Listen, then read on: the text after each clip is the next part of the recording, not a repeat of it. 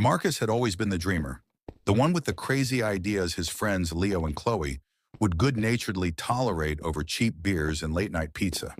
They'd known each other since grade school, a trio bonded by shared jokes, a love for terrible B-movies, and a collective ambition that rarely stretched beyond making it to the next paycheck.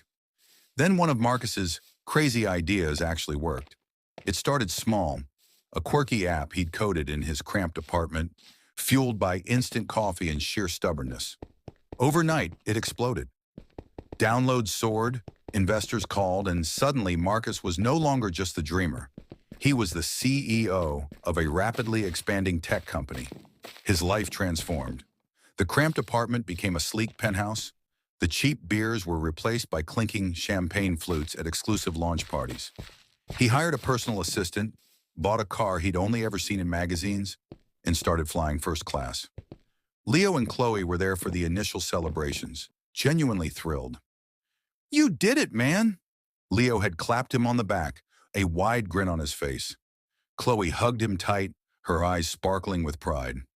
But as the success compounded, so did a subtle shift in their dynamic. Dinners became less frequent than awkward. Marcus would talk about scaling operations, venture capital, and global markets, and he'd see their eyes glaze over. They'd try to share anecdotes about their own mundane jobs, but the contrast was stark. One evening, at a fancy restaurant Marcus insisted on paying for, Leo nursed his expensive whiskey.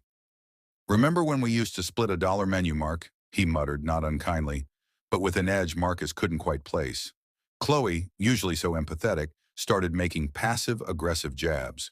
"Must be nice to just decide to fly to Paris for the weekend," she'd comment when Marcus mentioned a spontaneous trip. Or, "I guess some people just get all the luck." Marcus tried to bridge the gap. He offered Leo a position in his company, something administrative, but Leo declined, citing a preference for staying grounded. He offered to help Chloe with a business idea she dabbled with, but she dismissed it as not worth his valuable time. The jealousy festered, an unspoken tension that thickened the air whenever they were together. He overheard Chloe on the phone one day, her voice hushed. "He's changed, Leo. He's not like us anymore. He's one of them." The realization hit Marcus like a physical blow. He wasn't just successful, he was alienating them. The shared jokes felt forced, the B-movies irrelevant. They weren't just jealous of his money or his fame.